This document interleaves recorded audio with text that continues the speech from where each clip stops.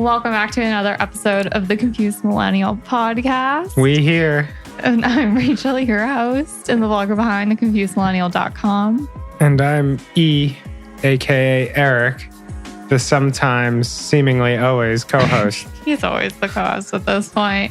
I still just need to take photos. We're just going to hop into it. We're recording this at 9 a.m. We've been up since 5 a.m. You guys may have heard our episode 10 on ways to cut stress, where we talked about us heading off to a conference. Well, we're here to report we did not head to that conference. No.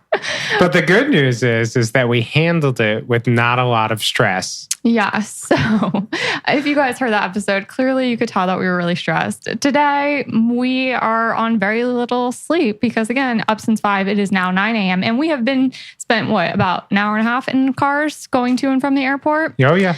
So this has been an eventful morning. But we wanted to get on here to talk to you guys a little bit about what happened, why we decided not to go on this trip. Because when I posted this on my Insta-stories asking what we should do, everybody said to book a new flight, which I get that. It's only 2-option choice. But it seems logical. It seems logical. And I think in the past we would have, but because we've been talking a lot on these podcast episodes about following your intuition, bringing your power into yourself and all of that jazz, I think it's kind of cool to talk about what the process of why we decided not to go on this trip. I totally agree. So a little background, I was invited to go as press or media coverage to the Collision Conference in New Orleans. It's one of the biggest tech conferences. Over 25,000 people go. Awesome keynote speakers like Sophia Bush, Al Gore, Dave Asprey.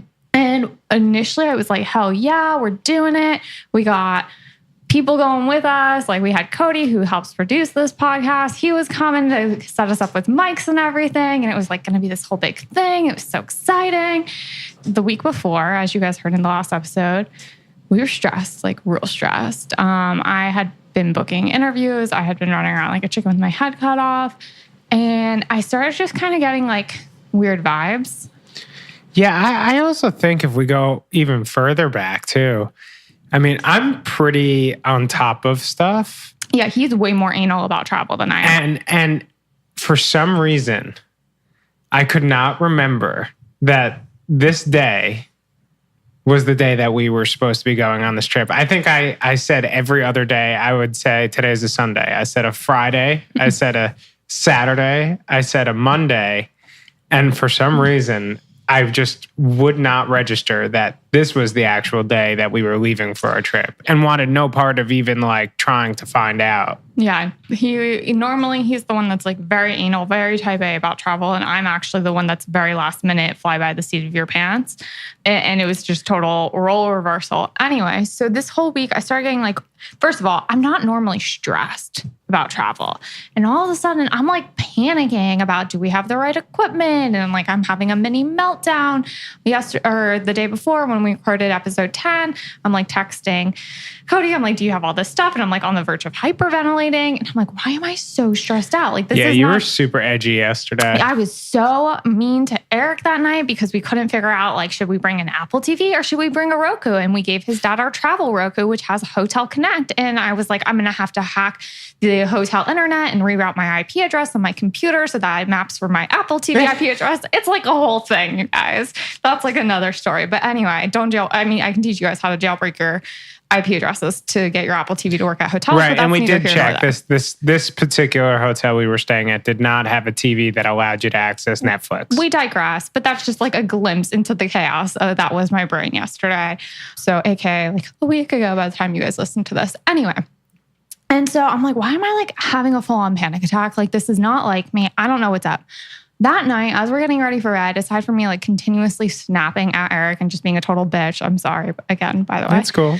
I start getting this feeling something bad is going to happen. And I'm not telling him this. And I'm just something bad's going to happen. I can't explain this. And I'm Rachel, everything will be fine. You've done this a million times, whatever. Well, that morning we wake up. And as soon as I hear an alarm go off, I'm jump out of bed, go. Eric decides to hit snooze. I never hit snooze. And I'm what the heck is he doing? So I get up, brush my teeth. And I'm okay, this is weird.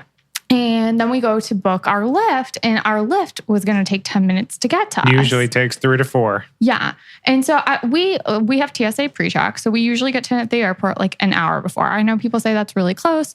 We've never had any issues. Like we fly very easily, we fly usually at the 7 a.m. flights. So there's no traffic. There's nothing really to worry about. Not a whole lot of lines usually. Yeah. So we pull up to the airport and I'm like, wow, it looks crazy. Now, mind you, also, our Lyft driver was awesome. Yeah, he got us there real fast. Right. Typically, when we get there an hour before, we start freaking out a little bit because our Lyft driver drives really slow. Mm-hmm. This guy was on it. Yeah. So I was like, oh, okay, we're going to be there with more than enough time. And I even had it in my head. I was like, if this were any other previous Lyft driver, there would be no shot of us making this flight. Like we wouldn't have done it, but we're good. And me being an anal flyer, and usually for me to feel like I had that peace of mind that we were actually going to catch the flight is not normal. Well, I had bad feelings the entire car. Despite our Lyft driver doing amazing,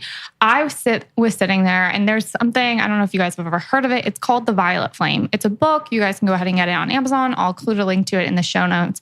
And essentially what The Violet Flame is it's a series of prayers that allows you to transmute energy. So if something's not going in the highest good, if something's not in the light, you would say, there's a bunch of different ones, but like the main prayer is essentially, I am the violet flame. I am the purity that God desires. It's not a religious God. It's just like, that's the prayer. It doesn't matter what you believe in. And you can do it for all different things. So like I'll say, Eric is the violet flame. Eric is the purity that God desires. I say it all the time. I've watched this prayer work absolute miracles in my life, from removing people to bringing people in. Our dog ate, you guys might think this is out there. Our dog legit chowed down on a man-o-war on the beach. I mean, like this thing was in his mouth. There is no way he shouldn't have had an allergic reaction or something happen to him.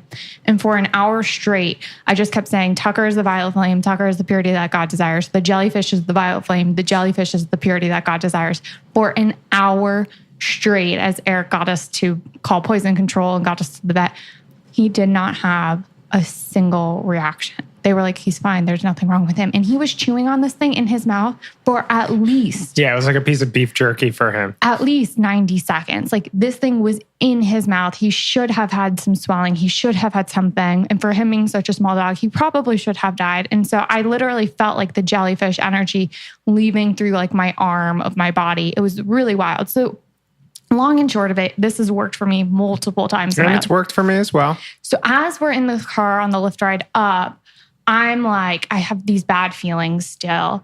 And I'm just like, okay, I'm the violet flame. Eric's the violet flame. The airline's the violet flame, going on and on through everything that we're going to need in order to get to our destination safely. Rewinding real quick a little bit. Before we left the house, I left the light on in our first floor, which I never do. No. And I just like got this feeling that we were going to get robbed here or something. Like it was just like a bunch of series of like really weird things that normally never freak me out. Anyway, back to the airport. So we get to the airport and I tell Eric to go in and check the bag because like I just need a minute to decompress. Long story short, I get in, I see him all frazzled getting to the back of a really long line. So he'd already been in there for at least 3 to 4 minutes before I even got in. And then we had to wait like 3 to 4 minutes in this line. And then we had to get over to this kiosk that was like all the way on the other side of this line, back where we originally walked. And when we go to, and like it's not scanning our barcodes on our, because we had already checked in. And then we get a ticket that says you have to go to the counter. So at this point, we've wasted about 10 minutes just like standing in lines trying to get our bag checked in. Yeah, the person who works for Spirit, when I was frazzled and told them that our flight was at 7:15, they didn't care. Yeah. It's just like, you need to get in the line. So we got there around 6:20, 6:25. So after we wait like 10 minutes of going through all this and we go to get in line to go up to a counter, the guy is like, oh, they're not taking your bag because we can't accept bags within 45 minutes of the flight takeoff time. And we're like, what? We've been here. Like we were here like at the 55-minute mark. Why didn't nobody like tell us this? Like, why isn't this anything like on your boarding pass, whatever? He's like, I don't know. He's like, you guys can go on the flight, but your bag can't. And we're like, well, that doesn't really help us.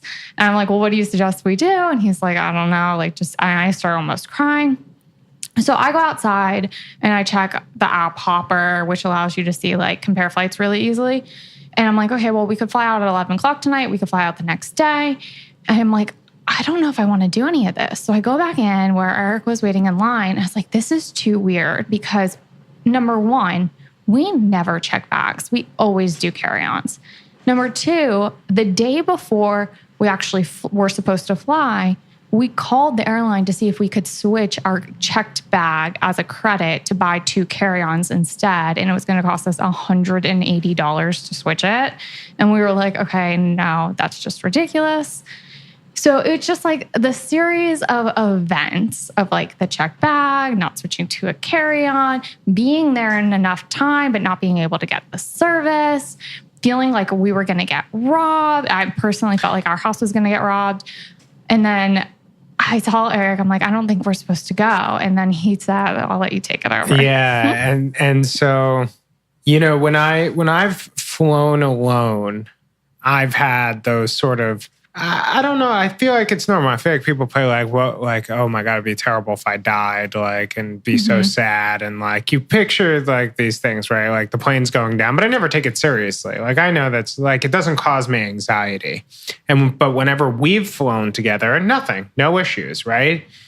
Because it's this feeling of when I'm traveling alone, one of us being without the other and something bad happening. Never have that.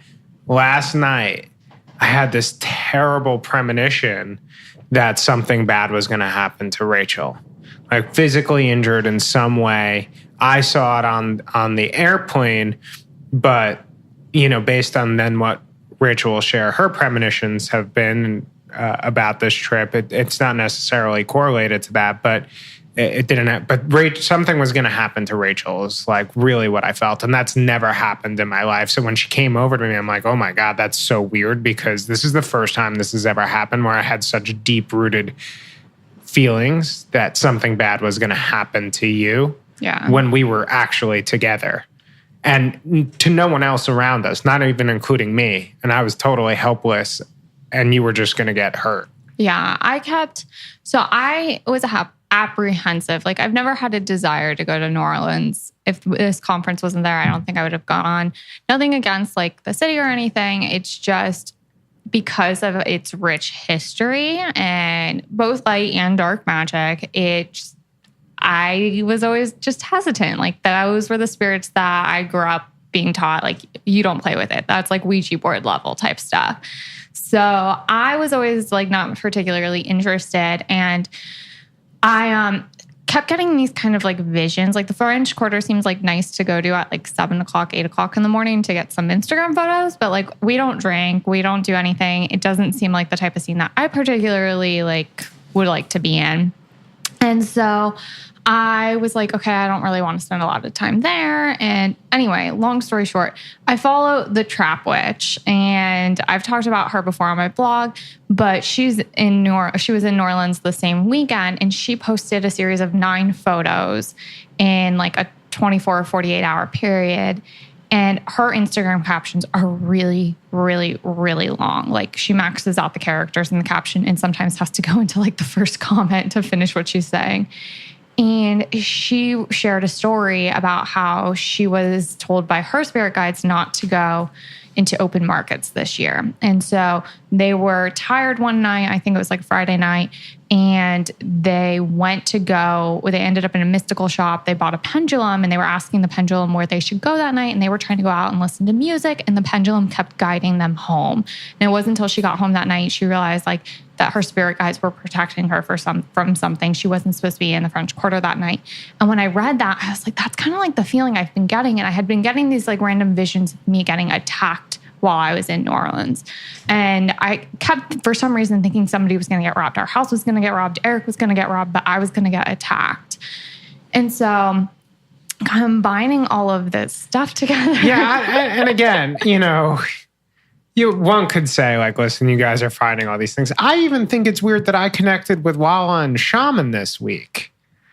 What do you mean? Like, you've communicated with them, but I have not. It just so happens that, like, harnessing my power. Don't you think it's weird that this week is the week that I reach out to both of them? Seems coincidental to me. I'm not following what you're saying. No, I don't think that's weird. I do. I think I tell you all the time to reach out to them. No, I know, but you see what I'm saying? Like, yeah, that clicked. Like to explain that to people and to explain what he's trying to say. Yeah. I tell him to reach out to Walla and Shaman all the time because he has all these business questions. Walla was on episode, 9? So definitely check that out. And Shaman's going to be on a future episode. But anyway, I tell him to reach out all the time. And he's like, yeah, I will. And he finally did this week. And if you work with either of them, they're both extremely powerful people that when you're around them, your clairs and things like that come out a lot stronger. Like your premonitions become stronger, your ability to tap into, spirit guides and all that stuff. It becomes much more accessible. At least that's been my experience. That's been my experience. That's why I say it. Yeah. So that makes sense because he talked to them and then he got this premonition this week. That makes a lot of sense. Yeah, it makes a lot of sense. Yeah. So again, we talked about this in episode 2 of the podcast, but everyone has these clairs. There's claircognizant, which is the knowing. There's clairsentient, which is feeling. There's clairaudient, which is hearing. There's clairvoyance, which is the most common, which is seeing. And then there's one I can never remember for smelling stuff. So everyone has these, and you can work with different healers or just work with yourself to bring those out. Yeah. And I think, it's funny. I was telling my business partner what happened this morning. And he's like, that's pretty amazing, right? Because a lot of people pick and choose when they want to listen to their gut, right? It would have been really easy for Rachel and myself to say, okay, well, we don't want to lose the money. We're excited as a whole about this conference. Like, we'll make this work. Like, it'll be uncomfortable and we'll fight through it and we'll do what we need to do. But we paid all this money. We've been planning this whole time. Let's just go. But Rachel, if you know anything about Rachel doesn't walk away from money so easily. And so for her, with such conviction and with such little concern over lost money, to just be with so much confidence, like, we're done, like, let's go. This isn't right. I don't feel it. And for me to co-sign that, because I would say of the two of us, I'm probably willing to put myself through a lot more also just generally uncomfortable situations. Yeah, I think the big thing too is for me, I know where all of my money is. I know every dollar going in and every dollar going out, and I know return on investment of where I'm putting my money on pretty much everything. And I'm the type of person that if I'm not having a great customer service experience, I'm going to get that refunded and then some, because I will raise hell until I get what I feel like I deserve. And for me to just be calm, to the point where literally the customer service representatives looked at me like I had 3 heads because they were waiting for a fight. And I'm just like, okay, thank you. We don't need, we don't want to switch our flight. We'll just forfeit our tickets. And if you can't give us a credit, that's fine. Have a great day. Thank you so much. Yeah, I don't think I've ever seen you so calm, especially not only in a travel situation, because you can get a little angsty when we travel. Yeah, it's because we're normally flying at 5 o'clock in the morning and I'm exhausted. So she's a little cranky, usually, especially on the way to wherever we're going. So first of all, to see her so calm in what would normally arouse great anxiety and anger in her, to the point of it wasn't even sadness. She was just at peace with her decision. So it was really powerful. And I too was at peace with it. And we were just like, okay, this isn't right. We move on. Yeah. And I think, the reason why we're telling you all this is A, because we don't have any recordings from the conference, which we said we were going to. And B, I think it's just important to remember to listen to your intuition, even though everyone normally would be like, oh, I'm going to push through this and rebook the flight and reschedule the flight. It wasn't even going to cost us anything actually to reschedule the flight. And there was just something in both of us that we were saying this isn't right. And it leads me to actually an email I got from one of you guys the other week, Chelsea B, who says, I would love to hear more about how you can ask for what you want in life, i.e. mantras, the law of attraction, putting the correct energies out there. When reading a mantra, how can you really make yourself believe them? When speaking and specifying what you want in life, how can you make yourself really believe in this? And then it goes on, but I want to pause there because she said something about putting out the correct energies out there. And she goes on to reference something about manifesting that we talked about in episode 2, where I said, you want to be specific in what you're trying to manifest in the world, what you're trying to use the law of attraction to bring into your life. But when I say you want to be specific, I mean you want to be specific in the correct energy. So the energy is in the interest of your highest good.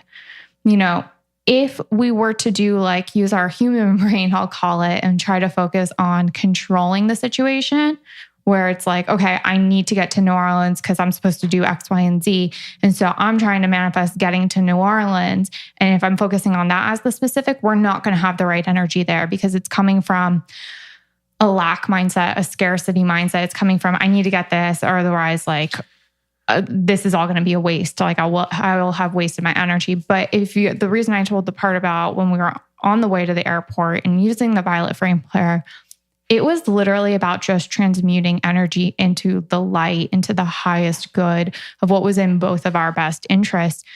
And when that happened, all of the signs just came together so clearly. And then it's our job to take a step back and say, you know what, this might not be logically what makes the most sense. It might not be where I've invested my time and energy so far, but I have to trust that I'm being called in this new direction because it's for the best. And this is unlocking that next door of what I'm supposed to be doing. Yeah. I mean, all the way down to, so I was supposed to get some big deliverables this week from my branding design firm. And I've been saying the violet flame prayer for everyone involved in that process. And when Rachel talked about it brings out the highest good isn't necessarily what you believe is the highest good. It is literally the highest good. So I believe that they actually screwed up on their deliverables for a reason, right? There's a reason that I didn't have stuff to bring to the conference that I thought I was, to meet the people I thought I wanted to meet. There's some reason that didn't happen. And I don't know if it's because their screw up is going to lead them to a better place for my company and brand, or there really was just a good reason that I didn't have something to continue to motivate me. Because I think if I did have something really powerful to bring to the people I thought I was hoping to meet, I may have been swayed to try and push through to get eyes on what they were giving me. But because I left with nothing, and that also goes down to other people in my project who were supposed to give me other deliverables that got postponed 2 weeks. Again, and all of this is the violet flame bringing out the highest good.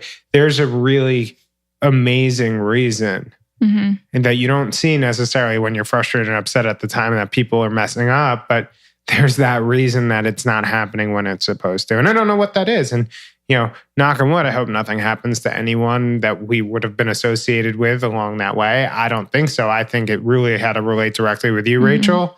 But they're too strong of signs from both of us. And you have to pay attention. You have to listen to those. That's your spirit's telling you to don't just pay attention when you think you should be paying attention. Always be paying attention.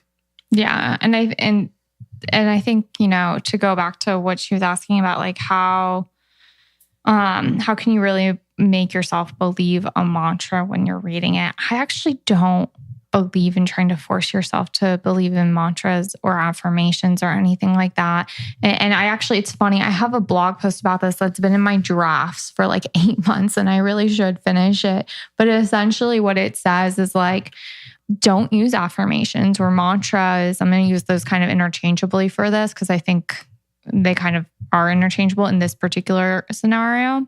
There was a study done where a group of people had to wear these shirts that had sweat pads underneath their armpits. And one group just had a normal day, and another group jumped out of airplanes. And then what they did was that they took a third group of people and put them into MRI machines and gave them both of the pads and had them smell the sweat in them. And what happened was just smelling the sweat of the people that had jumped out of the airplanes, the people smelling its cortisol levels also went up. And that's because it's an energy frequency at the end of the day. And so when we tell ourselves these affirmations that we don't believe in, we are going to end up spiking our cortisol levels. We're going to end up spiking our nervous system response because you're lying. You're triggering that lying response. And so I think that it's not about trying to force yourself to believe in any of this stuff. It's just about asking, point blank asking, and building a relationship with, the universe, your God, your spirit guides, your whatever you want to call it, and just asking them to guide you in what's in the interest of your highest good. And this was something that I've been learning a lot lately, which is, that doesn't need to be that it's painful. Like in my past, I always thought that in order to grow forward in the interest of my highest good, it had to be a really painful lesson. And I have since started saying like, can you show this to me in a way that is easy for me to understand, easy for me to feel, easy for me to see, where I'm tapping into the clairvoyance or clairsentience, rather than needing to have these really tragic things happen. You can kind of control by like just speaking it and creating it using your own language, what it is you're trying, how you would like those messages to come to you.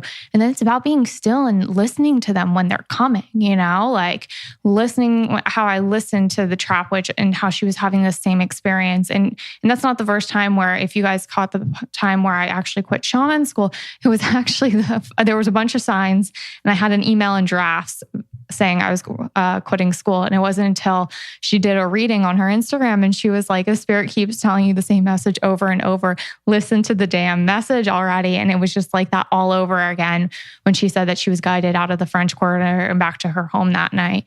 And, Eric not getting his deliverables, us both feeling really anxious. We were at the airport with enough time, but we just didn't hear the announcement and we didn't get our bag checked.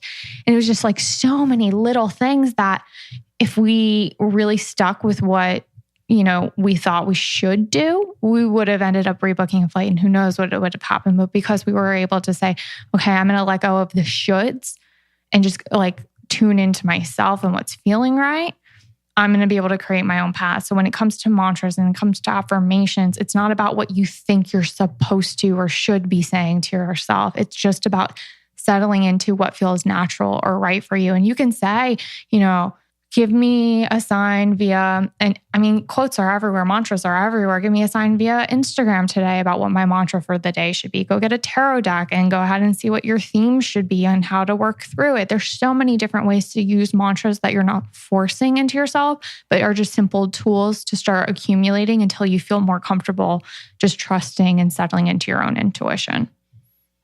Boom. Okay, so with that, what is one tip or takeaway you have for everyone through our ridiculous experience? And that's tough after you just dropped some serious knowledge that caused me to say boom. But I would say pay attention to the signs, listen to your gut instincts. If you're concerned that they're off, do some loving investigation to see if those are light spirits or dark spirits talking to you and why. That's a little heavy for a closer. What about for people that are like spirits you guys are out of your mind? Like, let's leave the spirits out of this one. I mean, even though we've talked about being guided by spirit basically this entire time. Okay, so for the Eric I was a year ago, I'd say trust your instincts. Listen and pay attention to the signs. If it doesn't feel right, it's probably a good reason. And don't let fear of losing money or opportunity be the thing that causes you to make a bad decision. I like that, especially because I think one thing I think I struggled with is overanalyzing things. So I would say like don't overcomplicate the signs. Like when there's just so many of them in the series of them, like surrender to all the messages that are being given to you. And one part of the story I forgot to mention earlier. So when we were in the airport, I actually sent a text about canceling our trip at 6:55 a.m. So I ended up looking up what 6:55 meant. And it was like the final confirmation because 6:55 is all about like a big change coming and that trusting in the universe is that despite the odds of this change, it's meant to be. this after you just told me to reel back the woo-woo. I mean, I told you to reel back the word spirit because, like, maybe that's a little too much, but people are much more open to the word spirit or to universe than they are to the word spirit. That's neither here nor there.